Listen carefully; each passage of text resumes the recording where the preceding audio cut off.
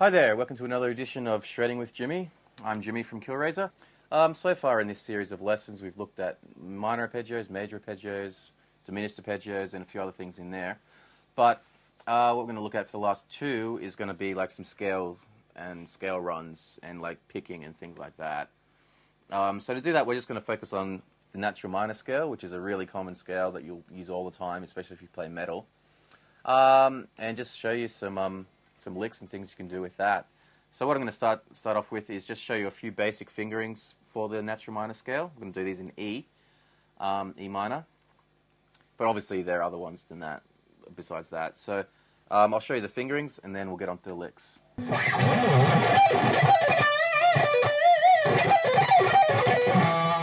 The first fingering is going to be E natural minor on one string. Very useful to know scales on one string. Sounds like this.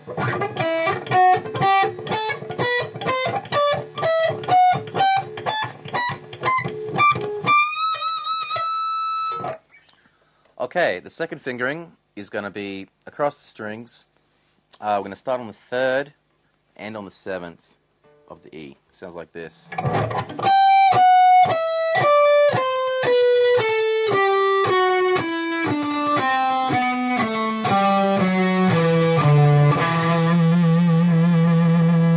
Very useful one, that too, because you got your basic minor box pattern that you always see people using, but keeps it as 3 notes per string, which is really great for shred playing.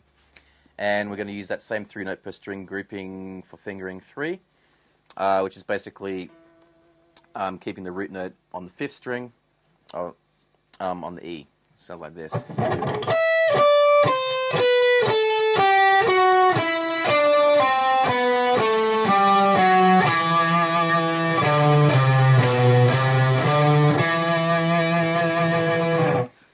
Always good to add in the notes below the root note, just so you can use them there if you need to. Okay, and then the last thing I'm going to show you is 3 notes per string, with the root note starting on the E, on the 6th string. It goes like this.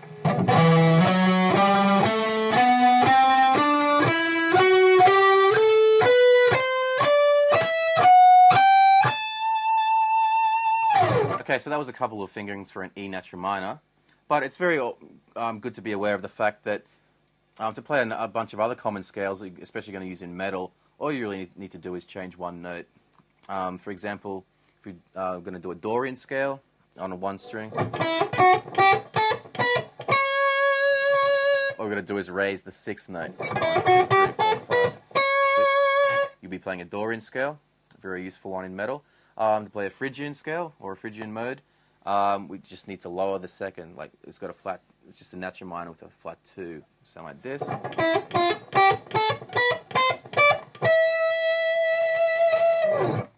Definitely apply that to the other fingerings. Another common one you'll find is used a lot in metal is the harmonic minor, which is just a natural minor with a raised 7th.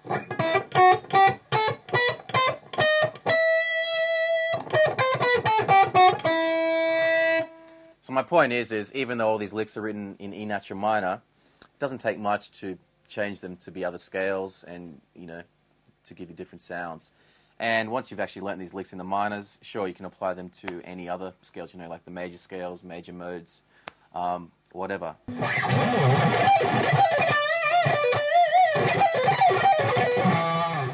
As far as playing these licks in these runs, the basic technique is going to be what's called alternate picking. Basically, you've probably heard of it before. It's where you're going to pick down, up, down, up, down, up. It takes a while to get used to, but the best way to practice it is just to do what's called a tremolo. Just pick any note, and you can basically sit there all day, pick it over and over again.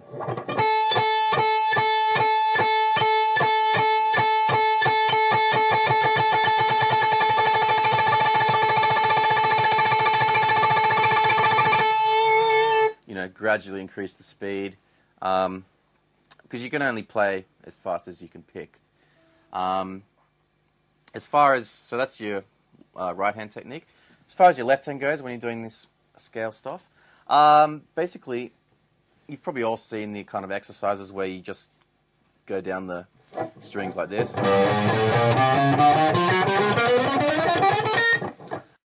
Exercises like that are pretty much the best thing you can do to practice, to get up your speed and develop your speed, because when you have your hand on the fretboard like this, all 4 fingers on the frets, your fingers want to be basically parallel to the frets, and your thumb should be at the back of the neck and up straight. That's basically the best hand position you can have.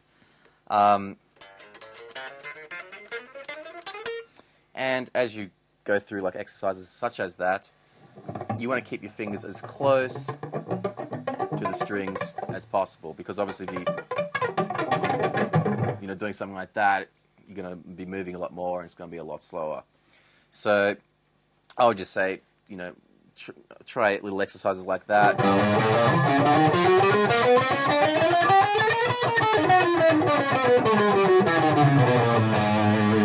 Start them off slow, keep them even, build up the speed, keep your picking all down, up, and that's going to give you a very solid foundation to developing good technique, and going to come in very useful in these next couple of licks we're going to look at.